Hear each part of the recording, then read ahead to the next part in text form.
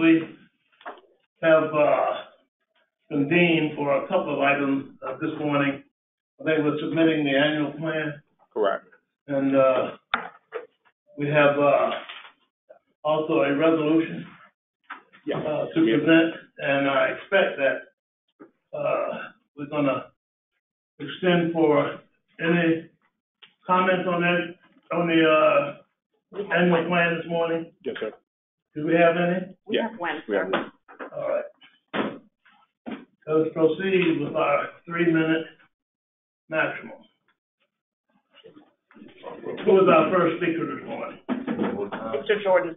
Oh, Rodney Jordan. Oh, I've heard that voice in a while. Please, thank you, everyone. Good, sir. Good morning, Rodney. You know where I was. What's that? Flower bed. It's perfect place to be. Perfect place to be. Oh, please. Oh, and we do have a 3-minute minimum. We do the same thing. Do the same thing as the school board, so I'm very familiar with that. Good morning. My name is Rodney Jordan. I'm a 30-year resident homeowner in the Park Place section of Norfolk. Actually, I'm a former commissioner, and it's actually my first time in this room as the Housing Authority moved from the old location on Granby Street. I just wanted to come and offer 2 things for your consideration, not only with the annual plan, but just as you continue to move forward with your work on behalf of the citizens of Norfolk.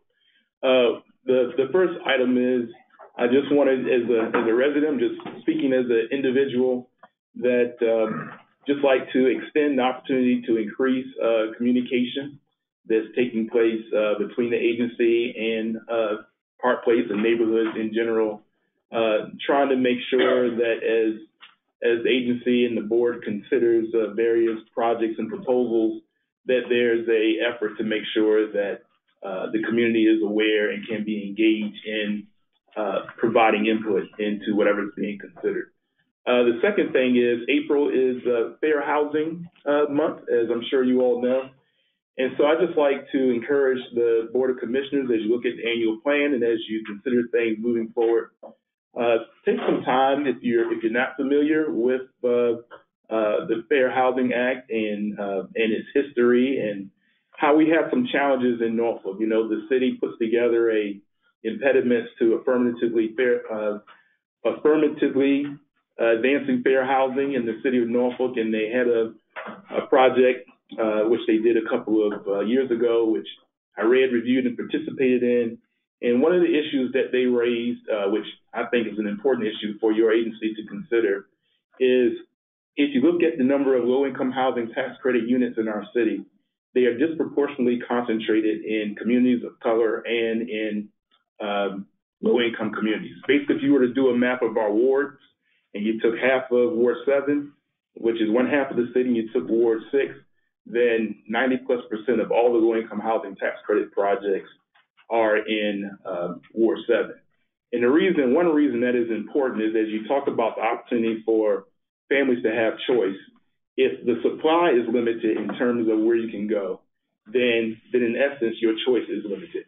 And so I would just like to encourage the agency, as I've done with the Housing Authority, and I'll do with the Planning Commission, doing the Housing Authority Board, that we truly look at trying to provide a fair share housing policy where we make sure that families that can take advantage of low-income housing tax credits or other assisted programs can truly have choices not only across our city, but I think Norfolk needs to also lead the charge for the region. So that was all I wanted to share with you this morning. I appreciate the hard work that you all do, and thank you for your service to the city. And we are dealing with that issue right now with the St. Paul's Advisory Committee. That's I read all the minutes. Everybody here familiar, all of our commissioners familiar with Rodney Jordan. Rodney has given a lot to the city in way of service, as has his family, both in the historical context and in a very practical way. I don't want to get into one of my history lessons as I often do, but But, maybe, next board meeting, I'll share with you all some of the, outstanding contributions his family has made to our fair city. So thank you, Rodney. My time is, Not yet, okay. but yes. All right. Do we have another speaker this morning? Mr. Commissioner, at this time, we do not have any additional in-person speakers, nor do we have anyone in the chat. Anybody online? No one online, but I will check the hallway. All right.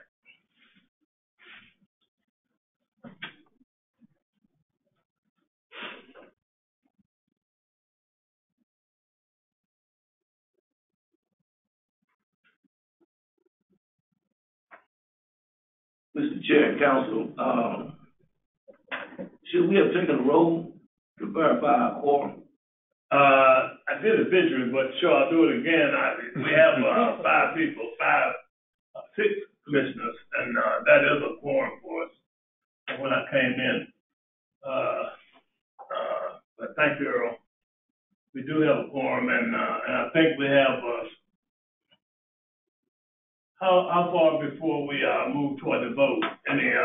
Anytime you want. We can, move to the, We have a slide presentation in terms of the plan, the overall plan. We have a presentation before the vote on the, correct. annual plan? Correct. Okay, I'll turn it over to you. All right. Good morning, everybody, and thank you for joining us today. So we have a presentation on the annual plan as well as the capital fund submission. And so to discuss the annual plan, joining us online is Gloria O'Neill. So Gloria is our compliance consultant, and so and she helped coordinate the plan. So Gloria, if you can hear me, I'll turn it over to you.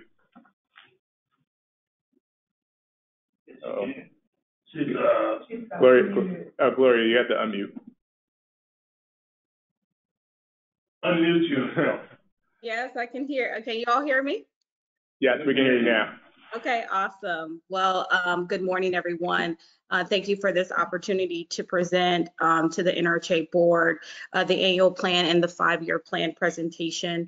I know you all were emailed a copy of the plan, and so I'm going to do a 7-minute high-level overview, and I'll turn it over to Steve Morales to just talk about the development modernization activities as well as the capital fund. So can everyone see my screen? Let me see, share my screen. You have the presentation in front of you. I'm sorry, let me see, show screen. All right, here it is. So on the, so if you my screen, on the first overview, this is for the annual 2024-2025 plan as well as the 5-year rolling plan. We're meeting today at 9 to 10 a.m. and the in attendance is the Board of Commissioners, as well as it is available via GoToWebinar. So just to talk in high level about the process, so we kicked it off in January of 2024 with the kickoff meeting. All staff were involved as far as from the ACB, public housing, development modernization, as well as the communications department. From the issuance of when we did the 45-day comment period, it started on March 4th, 2024, and it ends effectively today with this board meeting. We did complete a draft, a presentation to the RAB board. That was done on 3/13, and so it was a comprehensive meeting. I think we had over 22 to 24 attendees. Dinner was provided, and we went over all the changes, the capital fund budget, the development of modernization activities. It was recorded as well as a transcript. On March 14th, we had the official public hearing, which there were no attendees, so there are no comments. And today we're going over the high-level overview. From an operational and policy updates, one thing that you'll see a little bit different in this year, we did put in our financial use and resources, which is technically your 2025 proposed budget. There is a housing needs assessment that was added, and basically those two items of details are to show you where we are in serving the current population within Norfolk for the ACV program and for public housing in regards to our current wait list. There are some mandatory updates, policy updates that HUD is rolling out this year and has been rolling out for the past really year and a half. And so in the policy updates, there are income exclusions that they have added that are applicable to both programs, and there are new inspection standards. I know you all have been communicated about the new inspection standards for public housing, but there will also be updated inspection standards that go into effect in October of 2024 that Ms. Pamela Jones will make you aware of. From a high level, our policy updates, which is HOTMA, there's like 3 key things that both the programs will be working on. For Section 102, which is the portion of updates, those deal with income reviews, how we look at deductions. There are some expansion in regards to hardship reliefs for child support and medical devices. And so there's a streamline of the verification. So both the programs will incorporate those requirements into their policies and procedures. One item for both public housing and the Housing Choice Voucher Program are these updates, or some of these updates are dependent on HUD and are dependent on our system of record, which is emphasis how we use the system to make sure they can process those effectively.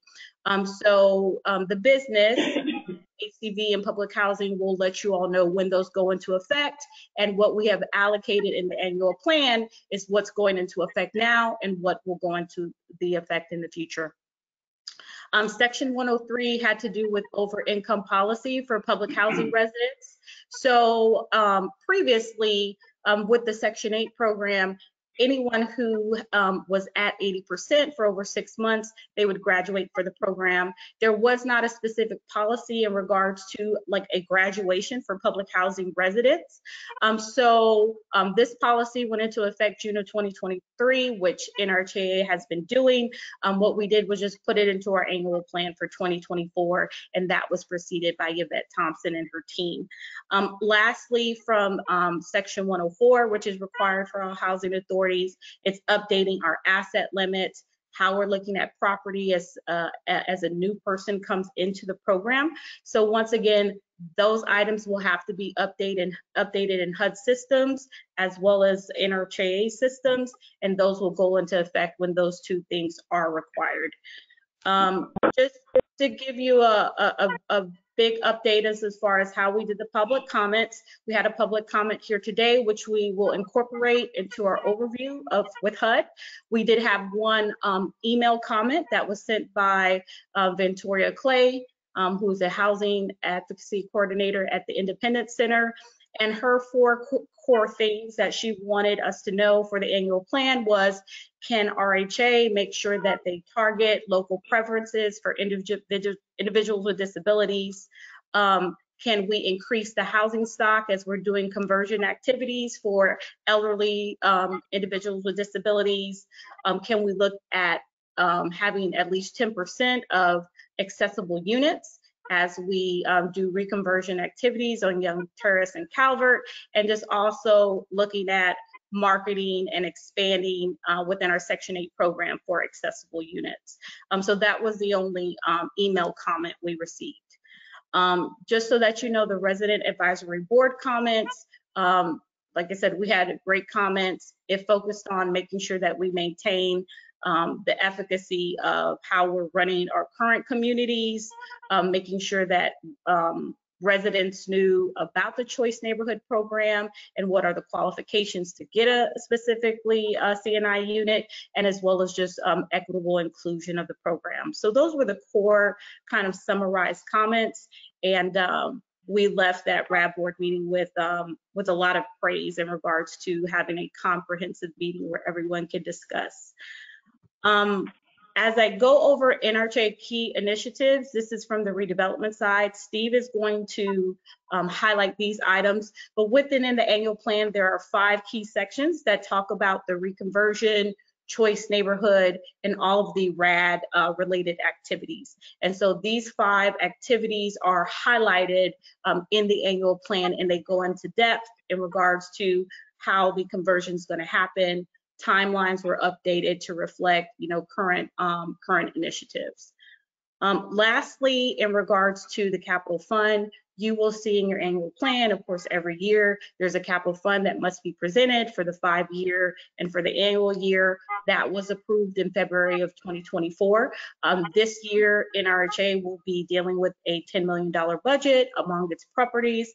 And so Steve can go into any kind of specificity, but of course that will those funds will be used for the rehabilitation and for capital improvements within NRHA owned communities.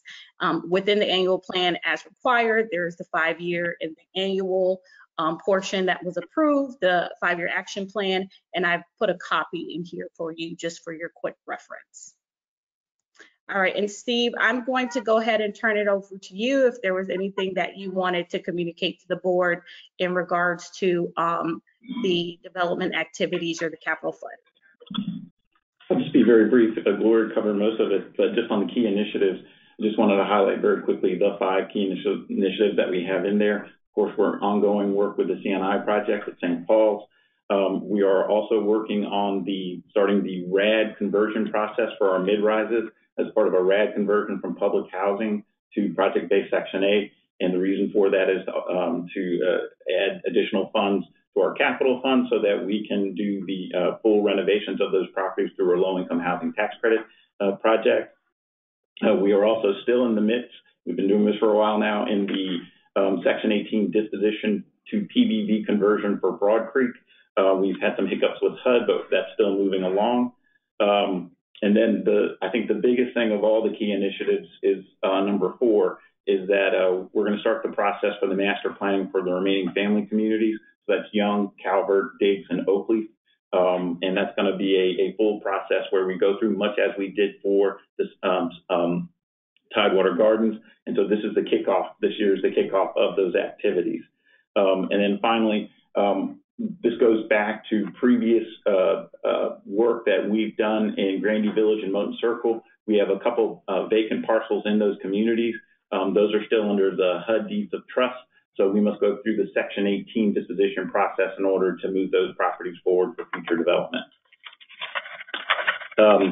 Aside from that, moving to the next slide, again, just noting on the capital fund programs, we're certainly here to take questions, but again, to reiterate that capital funds are only for our properties that are in the public housing program. So anything that we previously RAD converted, such as Franklin Arms, Grandy Village, and other projects like that, they are no longer eligible under the capital fund program. Key items this year, as sort of ties back to our key initiatives. So master planning at Young Terrace, but we also have major projects such as creating a laundry facility at Young Terrace, certainly needed. Additional parking at this point in time, off-street parking. So we'll be looking at that to see where we can put some parking in Young Terrace to assist in the community. And then as needed unit upgrades is for Young Terrace. Similar for Calvert Square, master planning, a conversion of the appliances from gas to electric, and again, as needed upgrades. For the mid-rises, our capital funds are going to be used in that conversion of through RAD in a light tech renovation. So we'll be using capital funds when we can use capital funds for that purpose to get us there. In Oakley, we have major projects with ADA units, windows that we need, HVAC upgrades, as well as the roof replacements that we've been needing for a while. So all of that work will be continuing this year. Diggs too, we have site work throughout the property as we deal with some flooding and ponding. And aside from that, the public housing, the capital fund supports the overall operations of the properties. And so a portion of the capital funds will be used authority-wide to support operations and administrative work. And typically, for the sake of all of our commissioners, normally, well, historically, I'll say, we haven't opened this process up to commissioners for comment before voting with the, I guess, consideration being you would have gotten informed on everything going into it, but since we ventured so far away from the process we normally would use for submission to of the annual plan, I will allow some brief questions for Steve, and if Commissioner wants some clarity on something, I would ask you to try to keep it to a minimum so that we don't get into full, Q&A mode. So I know that there are some commissioners, several now, that are kind of new to the process and new to this point of it. You may have some questions about some of the things we just heard, and I'm going to go ahead and allow a few comments by the commissioners. Try to keep it to a minimum, if you don't mind. Yes. Steve, Sure.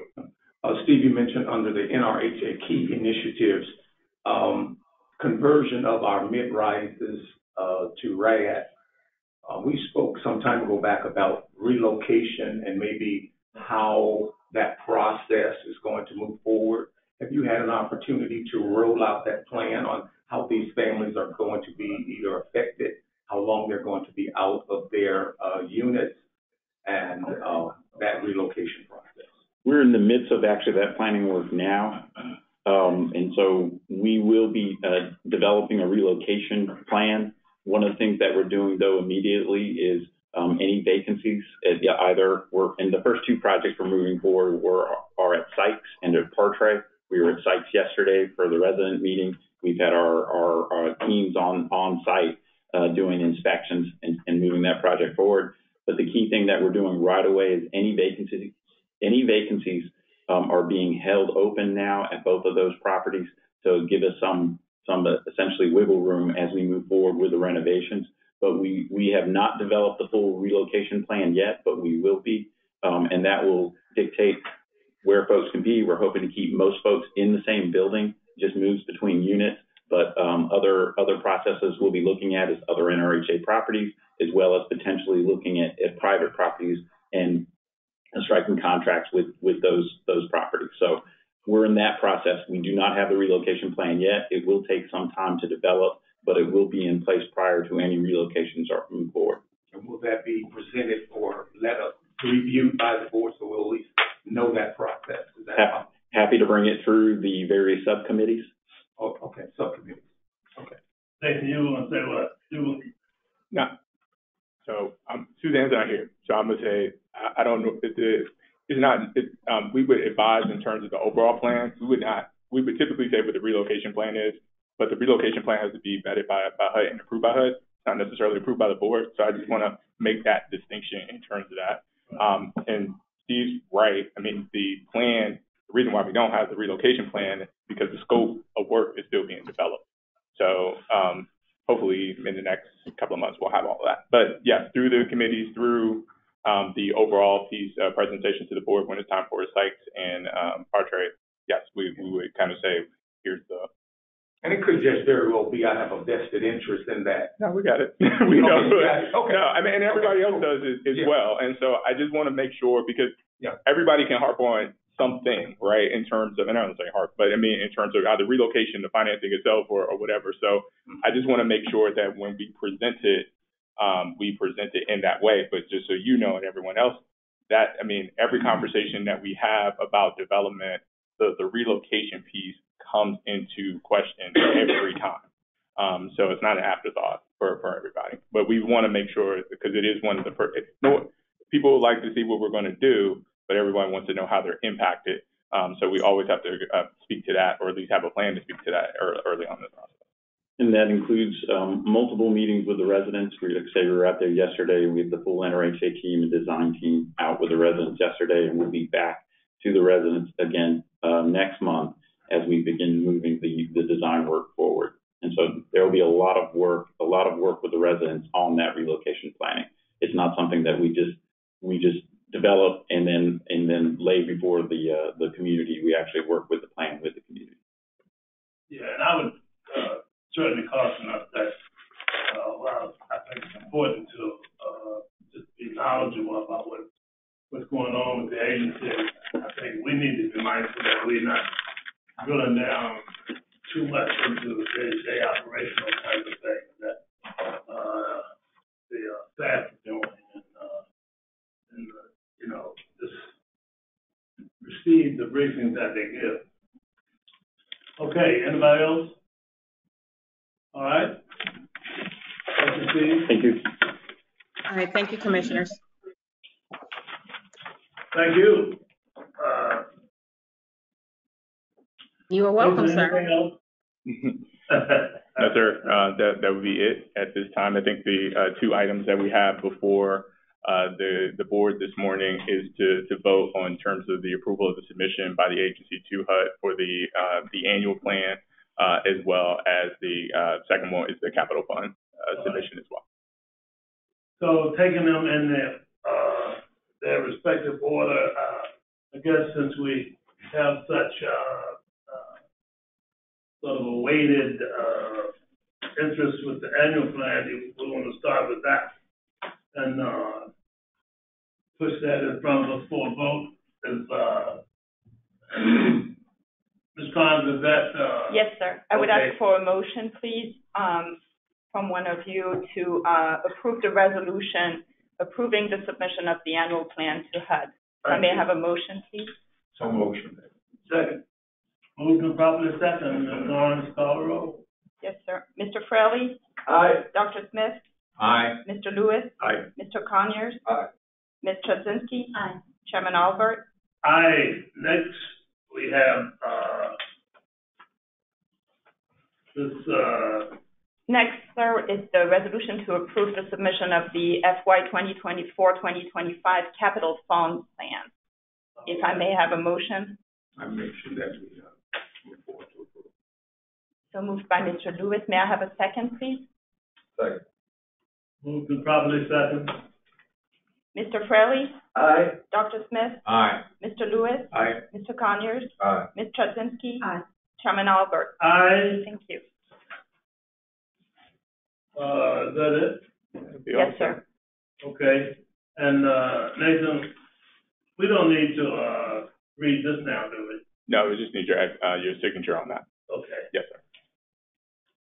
Do we have anything else that needs considering this morning? No, sir. We have no further business.